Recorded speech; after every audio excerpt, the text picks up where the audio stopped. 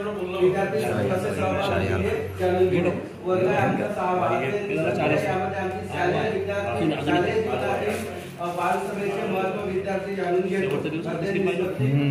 त्याचे प्रश्न आहेत जसे की आम्ही निम्न स्तरावरचा प्रश्न काढलेला आहे की सभा म्हणजे काय, यामध्ये विद्यार्थी उत्तर देतील एका शब्दामध्ये की सर्व लोक एकत्रित होते याला सभा म्हणतात। आम्ही लघुत्तरी जो प्रश्न काढलेला आहे की सभेचे उद्देश काय काय असू शकतात, तर विद्यार्थी आम्हाला सांगतील की म्हणजे उत्तर विद्यार्थ्यांकडून अपेक्षित आहे सभेचे उद्देश म्हणजे सभेचे नियोजन करणे किंवा एखादा कार्यक्रम कसे पार पाडणे। आणि मग दुसरा जो प्रश्न काढलेला आहे आजच्या सभेचे अहवाल स्पष्ट करा, यामध्ये जी सभा घेण्यात आलेली आहे त्याविषयी विद्यार्थी पूर्ण सभेचा अहवाल स्पष्ट करतील।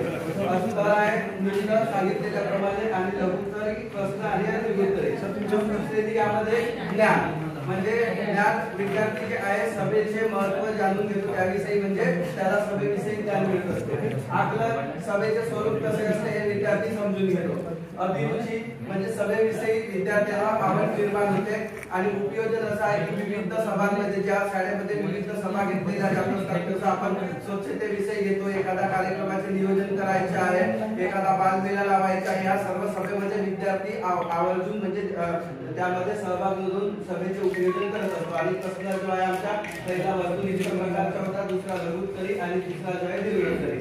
हा झाला 6व्या वर्गाचा। 7व्या वर्गामध्ये आम्ही एक पाठ घेतलेला आहे, त्यामध्ये आहे विद्यार्थी प्रामाणिकतेचे महत्त्व जाणून घेतो। ही आमची जी आहे अध्ययन निष्पत्ती, त्यामध्ये विद्यार्थ्यांच्या प्रश्न विचारलेला आहे आम्ही वस्तुनिष्ठ विद्यार्थी जीवनामध्ये प्रामाणिकतेला महत्त्व आहे काय, विद्यार्थी होय किंवा नाही मध्ये उत्तर देतील। दुसरा प्रश्न आहे प्रामाणिकतेचे एक उदाहरण द्या, विद्यार्थी विविध उदाहरण देतील जसं एखाद्या विद्यार्थ्याला पैसे भेटले, एखाद्याची म्हणजे 2000ची नोट मिळाली की आता चालत नाही तरी पण तो विद्यार्थी हेडमास्टर सरांकडे देऊन देईल किंवा एखाद्या शिक्षकाकडे देऊन देणार। त्यानंतर दुसरा आहे जीवनातील प्रामाणिकतेचे महत्त्व स्पष्ट करा। मग विविध प्रामाणिकतेचे महत्त्व आपल्याला प्रामाणिकतेने आपण जर वागू लागलो तर आपल्या जीवनामध्ये सुद्धा लोक सहकार्य करतात किंवा आपण पण पुढे जातो आणि सगळे लोक आपल्याला एकत्र घेऊन चालत असतात असं विद्यार्थी बघतो महत्त्व। यामध्ये प्रश्न जो पहिला होता आमच्या निम्न स्तरावरच्या विद्यार्थी जीवनात प्रामाणिकतेला महत्त्व आहे काय, होय किंवा नाही यामध्ये उत्तर देतील। दुसरा होता लघुत्तरी म्हणजे एखादे उदाहरण सांगतील आणि तिसरा दीर्घोत्तरी म्हणजे ते आपल्या जीवनातील किंवा विद्यार्थी जीवनातील प्रामाणिकतेचे महत्त्व। ज्ञान प्रामाणिकतेविषयी माहिती समजून घेतो।